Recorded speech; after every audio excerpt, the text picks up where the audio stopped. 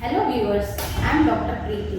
Welcome to Prakriti Home Care, Wellness through Homeopathy. ಇವತ್ತು ನಾನು thyroid ಸಮಸ್ಯೆ ಬಗ್ಗೆ ಡಿಸ್ಕಸ್ ಮಾಡಲಿಕ್ಕೆ ಇಷ್ಟಪಡ್ತೀನಿ.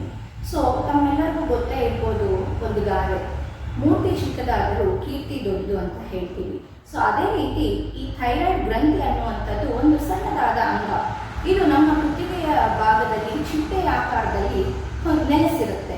ಇದರದ್ದು ತೂಕ ಬಂದು ಕೇವಲ 25 ಗ್ರಾಮ್ಗಳಷ್ಟೇ ಹೊಂದಿದ್ರೂ ಕೂಡ ಅದು ನಮ್ಮ ದೇಹದ ಮೇಲೆ ಮಾಡುವಂಥ ಕಾರ್ಯನಿರ್ವಹಣೆ ಇರ್ಬೋದು, ಫಂಕ್ಷನ್ಸ್ ಇರ್ಬೋದು, ಬಹಳ ದೊಡ್ಡದು ಅಂತ ಹೇಳ್ಬೋದು.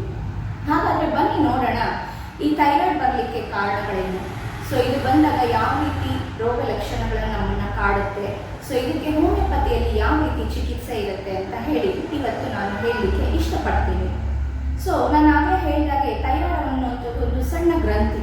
ಇದು T3, T4, TSH ಅನ್ನುವಂಥ 3 ಹಾರ್ಮೋನ್ಸ್ಗಳನ್ನು ರಿಲೀಸ್ ಮಾಡ್ತಾ ಹೋಗುತ್ತೆ. ಈ 3 ಹಾರ್ಮೋನ್ಸು ಸರಿಯಾದ ರೀತಿಯಲ್ಲಿ ಸರಿಯಾದ ಸಮಯದಲ್ಲಿ ರಿಲೀಸ್ ಆದಾಗ ನಮ್ಮ ದೇಹ ಕೂಡ ಬ್ಯಾಲೆನ್ಸ್ಡ್ ಕಂಡೀಷನಲ್ಲಿ ಇರುತ್ತೆ. ಸೊ ಈ 3 ಹಾರ್ಮೋನ್ಸ್ ಪ್ರೊಡಕ್ಷನ್ನಲ್ಲಿ ಯಾವಾಗ ವೇರಿಯೇಷನ್ಸ್ ಆಗ್ತಾ ಹೋಗುತ್ತೆ, ಸೊ ಅದರ ತೊಂದರೆಗಳು ನಮ್ಮ ದೇಹದಲ್ಲಿ ಪರಿಣಾಮ ಬೀರಲಿಕ್ಕೆ ಶುರುವಾಗುತ್ತೆ.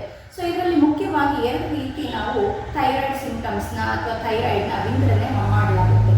So one is hypothyroidism, another one is hyperthyroidism.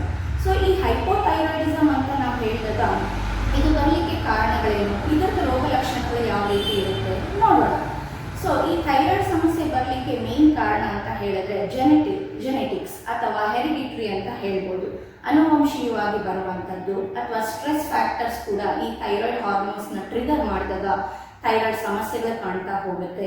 So ಅದೇ ರೀತಿ ಅಯೋಡಿನ್ ಇನ್ಸಫಿಷಿಯನ್ಸಿ ಇರ್ಬೋದು ಅಥವಾ ಇಂಟೇಕ್ ಓವರ್ ಆದಾಗ, ಸೊ ಇದರಿಂದ ಕೂಡ ಥೈರಾಯ್ಡ್ ಸಮಸ್ಯೆ ಹೆಚ್ಚಾಗಲಿಕ್ಕೆ ಶುರುವಾಗುತ್ತೆ. ಅಥವಾ ಕೆಲವೊಂದ್ಸಲ ಡಿಪ್ರೆಷನ್ ಅಥವಾ ಎಷ್ಟೋ ಜನರಲ್ಲಿ ಮೆನೋಪಾಸ್ ಟೈಮ್ ಅಂತ ಹೇಳಿದ್ರೆ ಮುಟ್ಟು ನಿಲ್ಲುವಂಥ ಸಂದರ್ಭದಲ್ಲಿ ಈ ಹಾರ್ಮೋನ್ಸ್ ಫ್ಲಕ್ಚುಯೇಷನ್ಸ್ ಆಗೋದ್ರಿಂದ ಆ ಟೈಮಲ್ಲಿ ಕೆಲವೊಬ್ಬರಿಗೆ ಈ ಥೈರಾಯ್ಡ್ ಸಮಸ್ಯೆ ಕಾಡಲಿಕ್ಕೆ ಶುರುವಾಗುತ್ತೆ.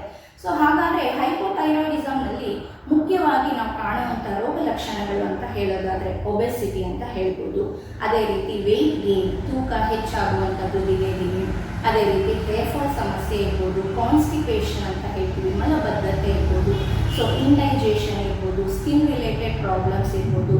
ಸೊ ಇದರಲ್ಲಿ ಮುಖ್ಯವಾಗಿ ಇನ್ನೊಂದು ಸಿಂಪ್ಟಮ್ಸ್ ಅಂತ ಹೇಳೋದಾಯಿತು ಅಂದರೆ ಕೋಲ್ಡ್ ಇಂಟಾಲರೆನ್ಸ್ ಅಂತ ಹೇಳ್ತೀವಿ. ತುಂಬ ದೇಹ ಕೋಲ್ಡ್ಗೆ ಸೂಕ್ಷ್ಮ ಆಗುವಂಥದ್ದು. ಅದೇ ರೀತಿ ಕ್ಯಾಲ್ಶಿಯಂ ಪ್ರೊಡಕ್ಷನ್ ನಮ್ಮ ಬಾಡಿಯಲ್ಲಿ ಸೆಕ್ರೇಷನ್ ಕಡಿಮೆ ಆಗೋದ್ರಿಂದ ಆದಷ್ಟು ಚಿಕ್ಕ ವಯಸ್ಸಿನಲ್ಲಿ ಏನಾಗುತ್ತೆ, ಈ ಮೂಳೆ ಸೌತ ಉಂಟಾಗುವಂಥದ್ದು ಅಥವಾ ಮಂಡಿ ನೋವು ಹೆಚ್ಚಾಗುವಂಥದ್ದು, ಜಾಯಿಂಟ್ ಪೇನ್ಸ್ ಹೆಚ್ಚಾಗುವಂಥದ್ದು. ಸೊ ಈ ಹೈಪೋಥೈರಾಯ್ಡಿಸಮಲ್ಲಿ ನಾವು ಮುಖ್ಯವಾಗಿ ಕಾಣ್ತಾ ಹೋಗ್ತೀವಿ. ಅದೇ ರೀತಿ ಹೈಪರ್ಥೈರಾಯ್ಡಿಸಮ್ನಲ್ಲಿ ನಾವು ಮುಖ್ಯವಾಗಿ ಕಾಣುವಂಥದ್ದು ವೆಯ್ಟ್ ಲಾಸ್ ಅಂತ ಹೇಳ್ಬೋದು. ವೆಯ್ಟ್ ಲಾಸ್ ಜೊತೆಯಲ್ಲಿ ಮೆನ್ಸ್ಟ್ರಲ್ ಇರ್ರೆಗ್ಯುಲಾರಿಟೀಸ್ ಇರ್ಬೋದು, ತುಂಬ ಇರಿಟೇಷನ್ ಆಗುವಂಥದ್ದು, ಮೂಡ್ ಸ್ವಿಂಗ್ಸ್ ಆಗುವಂಥದ್ದು, ಅದೇ ರೀತಿ ಡಯೇರಿಯಾ ಇರ್ಬೋದು ಅಥವಾ ಹೀಟ್ ಇಂಟಾಲರೆನ್ಸ್ ಅಂತ ಹೇಳ್ತೀವಿ. ಮತ್ತು ಎದೆ ಬಡಿತ ಹೆಚ್ಚಾಗುವಂಥದ್ದು, ಪ್ಯಾಲ್ಪಿಟೇಷನ್ ಅಂತ ಹೇಳ್ತೀವಿ. ಈ ಕೆಲವಷ್ಟು ಸಮಸ್ಯೆಗಳನ್ನು ನಾವು ಹೈಪರ್ಥೈರಾಯ್ಡಿಸಮ್ನಲ್ಲಿ ಹೆಚ್ಚು ಕಾಣ್ತಾ ಹೋಗ್ತೀವಿ. ಇನ್ನು ಕೆಲವೊಬ್ಬರಲ್ಲಿ ಏನಾಗುತ್ತೆ, ಕುತ್ತಿಗೆ ಭಾಗದಲ್ಲಿ ತುಂಬ ದಪ್ಪ ಊತ ಬರುವಂಥದ್ದು, ಸ್ವೆಲ್ಲಿಂಗ್ ಆಗುವಂಥದ್ದು. ಸೊ ಇದಕ್ಕೆ ನಾವು ಗಾಯ್ಟರ್ ಅಂತ ಕೂಡ ಹೇಳ್ತೀವಿ ಅಥವಾ ಹಶಿಮೋಟೋಸ್ ಥೈರಾಯ್ಡೈಟಿಸ್ ಅಂತ ಕೂಡ ಹೇಳ್ತೀವಿ. ಸೊ ಈ ಎಲ್ಲ ರೀತಿಯ ಥೈರಾಯ್ಡ್ ಸಮಸ್ಯೆಗೆ ನಿಮಗೆ ಹೋಮಿಯೋಪತಿಯಲ್ಲಿ ಸಂಪೂರ್ಣವಾಗಿ ಗುಣ ಆಗುವಂಥ ಅಥವಾ ಸಂಪೂರ್ಣ ಚಿಕಿತ್ಸೆ ಸಿಗುತ್ತೆ ಅಂತ ಹೇಳಲಿಕ್ಕೆ ಇಷ್ಟಪಡ್ತೀನಿ. ಸೊ ಯಾವುದೇ ರೀತಿ ನಿಮಗೆ ಥೈರಾಯ್ಡ್ ಸಮಸ್ಯೆ ಇದ್ದರೂ ಸಹ ಅದು ಮೆನ್ಸ್ಟ್ರಲ್ ಇರ್ರೆಗ್ಯುಲಾರಿಟೀಸ್ ಆಗಿರ್ಬೋದು, ಸ್ಕಿನ್ ರಿಲೇಟೆಡ್ ಪ್ರಾಬ್ಲಮ್ಸ್ ಆಗಿರ್ಬೋದು, ಈ ಎಲ್ಲ ರೀತಿಯ ದೈಹಿಕ ಸಿಂಪ್ಟಮ್ಸ್ ಜೊತೆಯಲ್ಲಿ ನಿಮಗೆ ಮಾನಸಿಕವಾಗಿ ಖಿನ್ನತೆಗೆ ಒಳಗಾಗಿದ್ದರೆ ಅಥವಾ ಡಿಪ್ರೆಷನ್ ಪ್ರಾಬ್ಲಮ್ಸ್ ಇರ್ಬೋದು, ಥೈರಾಯ್ಡ್ ಸಮಸ್ಯೆಯಿಂದ ಸ್ಟ್ರೆಸ್ ಆಗುವಂಥದ್ದು, ಮೂಡ್ ಸ್ವಿಂಗ್ಸ್ ಆಗುವಂಥದ್ದು. ಸೊ ಈ ಎಲ್ಲ ಸಮಸ್ಯೆಗಳಿಗೂ ಥೈರಾಯ್ಡ್ ನಿಮಗೆ ಎಲ್ಲ ಸಮಸ್ಯೆಗಳಿಗೂ ಕೂಡ ಹೋಮಿಯೋಪತಿಯಲ್ಲಿ ಸಂಪೂರ್ಣವಾಗಿ ಚಿಕಿತ್ಸೆ ಇದೆ ಅಂತ ಹೇಳ್ಬೋದು.